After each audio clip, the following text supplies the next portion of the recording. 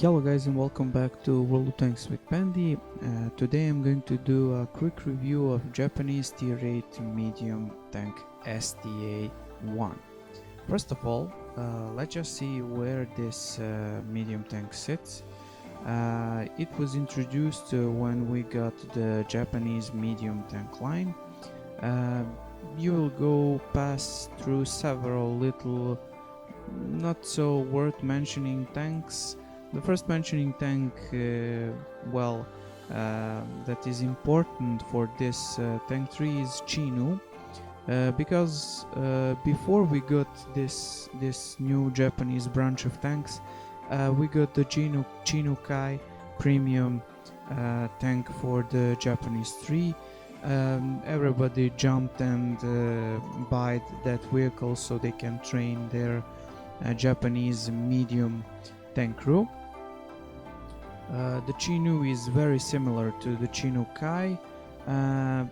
It's a little supportive vehicle that can do a really good job in tier 5 and tier 6 even.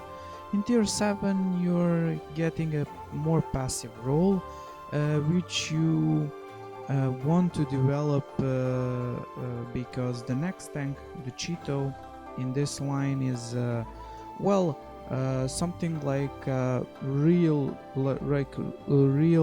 support vehicle. It's not a brawler. It can do a lot of damage with its little pointy gun. Then it's a decent tank. And at tier 7 then we get to the Chiri.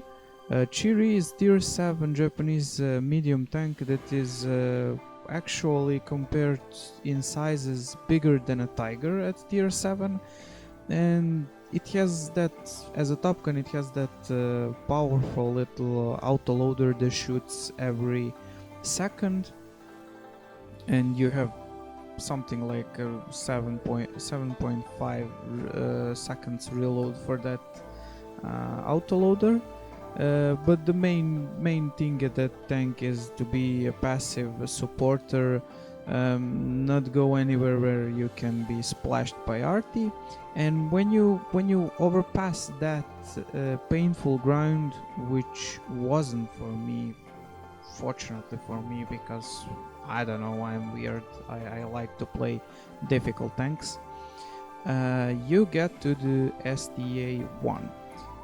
This tank resembles really much with all around characteristics. It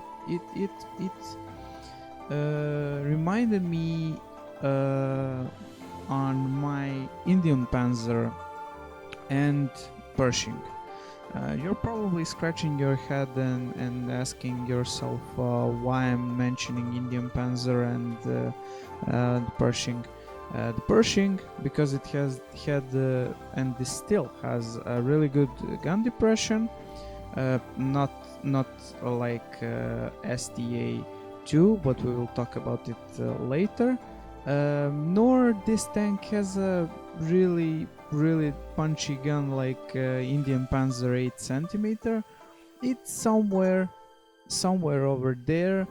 But all around it really was interesting fact.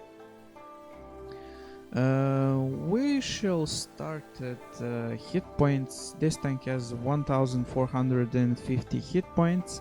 The hull armor isn't that great. It's 45 at the front, angled at least, but 45. 35 at the rear, and 25 at the rear and 35 at the side. Sorry for that. The turret armor is nothing special and nothing mentionable. In lower tier games, like where you're top dog, this turret will help you. It has a 70 centimeter armor at the front, 60 at the sides and 35 at the rear, which is really small target. This big cupola with the machine gun is a weak point, and yeah, as I said, in tiers where you're gonna be top dog, you're gonna do well, and you can use this turret. We are talking about tier games where you really encounter tier 6s, tier 7s, or tier 7s and tier 8s. When you get in games, higher tier games where you play against tier 9s and tier 10s, don't bother to use armor. Stick to the passive sniper sneak peek gameplay. Use that gun depression. This tank has that special weapon that also Brits have is that gun depression. And we're coming to that point. Firepower. At the beginning of your grind, you're gonna encounter 3 guns, and you're gonna use them progressively. First gun is M3A1, which you can see over here. The standard penetration is 155 with AP shells, and it has an option to have 243 penetration with gold ammo. The rate of fire is around 8 rounds a minute, which is not bad. The average damage is 240. The second gun is the rifled gun, which is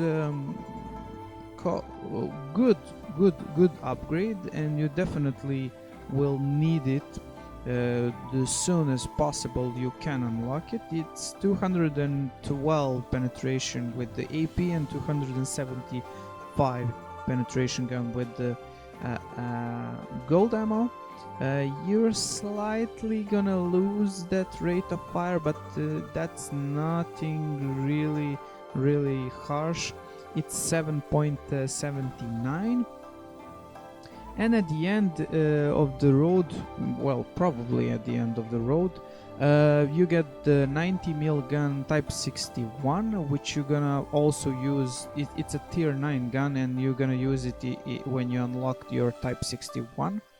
It has buff of 6 millimeters of penetration. It's 218 penetration AP wise, and 275 of gold ammo. Rate of fire is 8, but with Brothers in Arms and ventilation, that rate of fire can go up to, well, my stat says 9.5. This is really not a precise information over here. It will never get to the 12. Maybe with chocolate it can go to 10, but I don't know how it can go to 12 rounds per minute. But anyways, you will definitely need an upgraded engine, because this thing feels a bit sluggish at the beginning, and this engine with 70 horsepower more, this Mitsubishi 12HM 20WT engine will help you. You will noticeably see. I'm speaking in this order of things what you will need to upgrade, because I presume that you will free XP some of the things before you start of playing, because it's a never good thing to drive stock tanks. To be able to fit anything of this, I mean, if you want to fit all those guns, you will need the better turret. This one, STA3, with the view range of 390. It's a small buff in view range, but that is decent enough for the level of games where you're gonna encounter enemies. In higher tiers, higher level light tanks or mediums will be your eyes on the field, but you will be in position to be almost at that 400 edge of view range, and that will probably help you a lot in certain situations. Before all of that, the important thing is that you will need upgraded suspension, because this STA3 tier 8 suspension for this tank is needed. You will get 4 traverse speed, which is noticeable. I can only say that it is noticeable, but it's not anything crucial. The main thing is that you want to use those suspensions so you can fit the turret, upgraded turret, upgraded engine, and upgraded gun, because they're all really heavy. I think I said it all for the main characteristics. The soft stats are okay. The acceleration isn't that it isn't that great. I mean, this tank can go 45 kilometers per hour top speed and 20 kilometers per hour reverse. Specific power to horsepower to ton ratio is 16.53, and honestly, with all the buffs, I mean with the bands and brothers in arms and probably with the chocolate, the traverse speed can be better than even this. With all of these stats are with your cruise and your bonuses, so the dispersion at the gun will be better. The aiming time is almost 2 seconds. The turret traverse speed, the reload time, rate of fire, everything will be better as for the every tank. And yes, you will probably need all of those things while you play. Let's check the service record at this point for my STA2. I don't think I'm playing it good enough. Currently I'm sitting at 55% victories. I have the mastery badge. Average XP is decent, okay, because I'm not, I told you 100 times, if you're searching for some MLG Pro and 15,000 of damage videos, you're at the wrong channel. I'm here to chit chat about these tanks and to talk from my perspective how I see these tanks from the perspective of an average player. I hope I can, through my videos, even learn something from the other people. I'm open for suggestions and for small talk. I'm not some egoistic maniac, so you can write your thoughts in the comment. I don't know how you guys like this tank, but I'm gonna show you at the end one of my, well, let's just say good games where you can see how I did in it, and basically that's something how I learned that this tank should be played, and it's a personal thing how you are going to play it. My recommendation is to go with the vents on this tank, with the medium tank and medium caliber tank gun rammer, because I love big rate of fire and ability to shoot with medium tank, and to get that rough, if I can, to be bigger. You definitely will need to buy vertical stabilizer at this tank. It's my honestly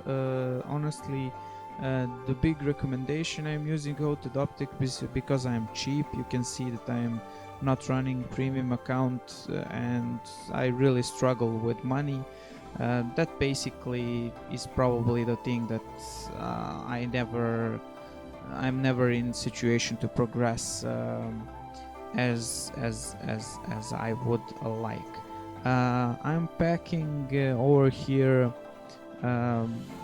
around 40 shells of AP, only 8 rounds of heat ammo, because in majority of my games, um, I don't know for you, but in majority of my games AP was good enough for penetrating tanks. In all of my games where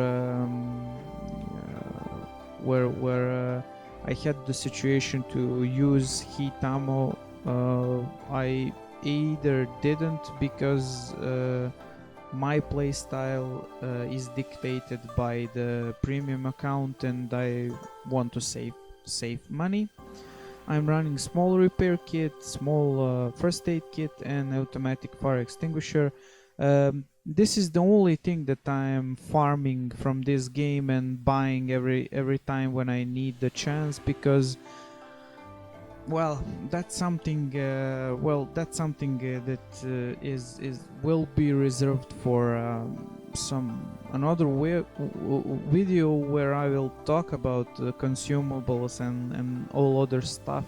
If you're playing on the budget and if you're not in situation to have a premium account all the time. So for yeah, the tank crewman. Sorry, guys. The tank crewman. I played my Japanese tank line really sneaky. That's why you see that I have brothers in arms, and well, I'm stuck. I'm really close to get 100% of the brothers in arms, so I can benefit more in the stats. But you also see that I have 99% of camo crew. This is because I chose to play sneaky with this tank, and I always go to have that BIA on all of my tank crews, because when I come to the tier 10 I want to more or less have brothers in arms and camo, and yeah, for no further ado, I think I said everything about this tank that it was a noticeable thing to mention. Correct me if I'm wrong. The main characteristic of this tank is his ability to use the gun depression, really decent rate of fire. It's not that precise tank, but it is good enough. And yeah, you're gonna see from the video what I did, and yeah, let's go and see that gameplay.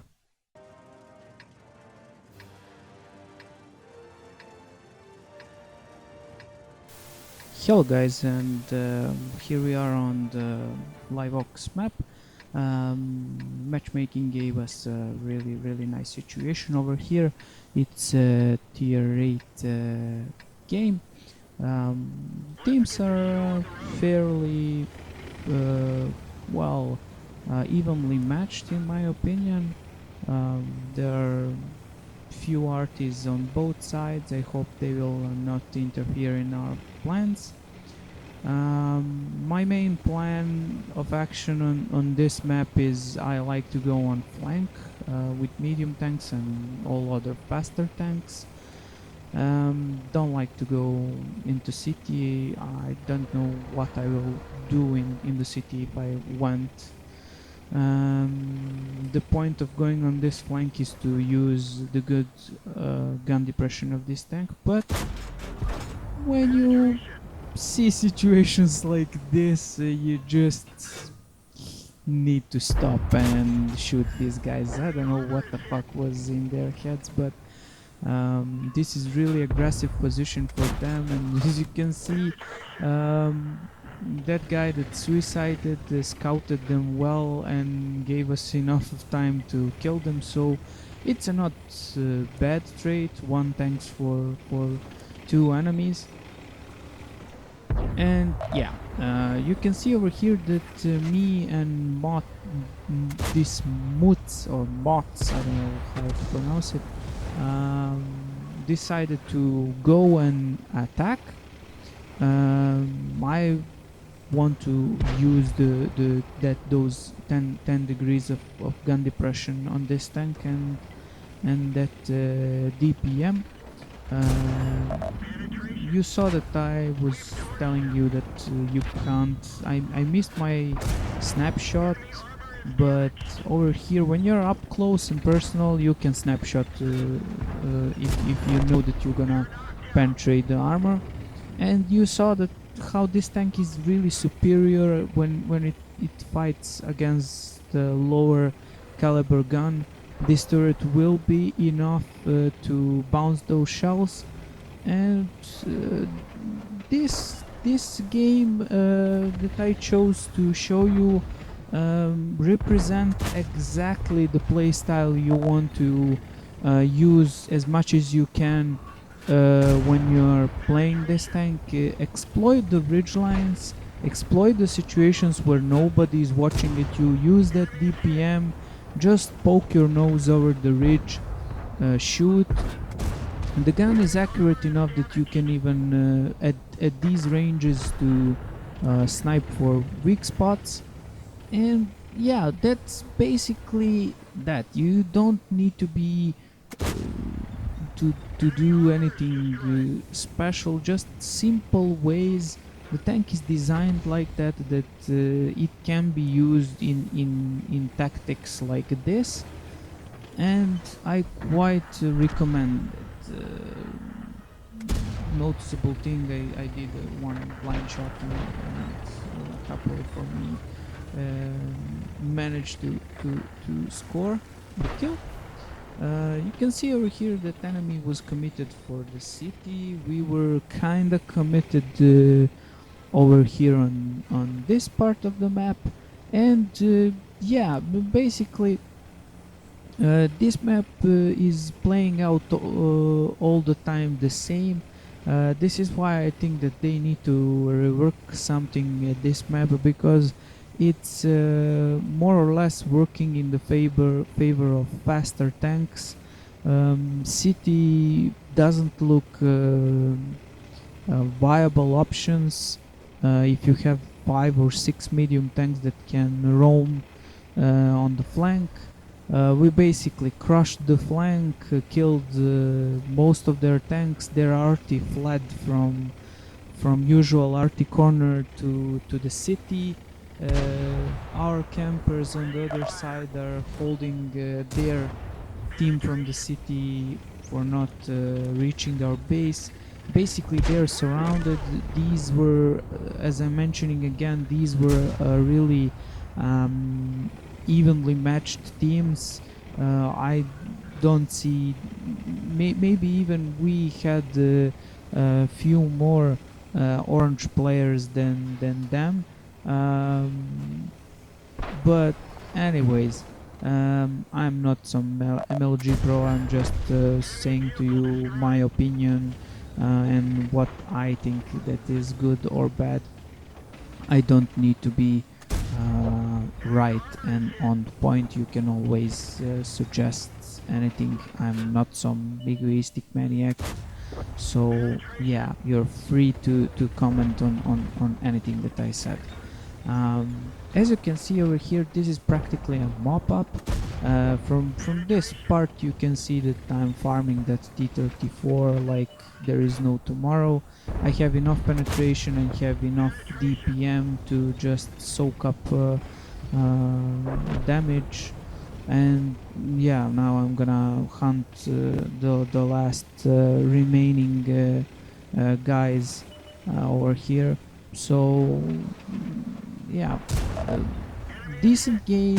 You're gonna see it was mastery badge, almost 4k damage for gun that makes 240 on average. I think that almost 4k damage is really decent and cool stuff.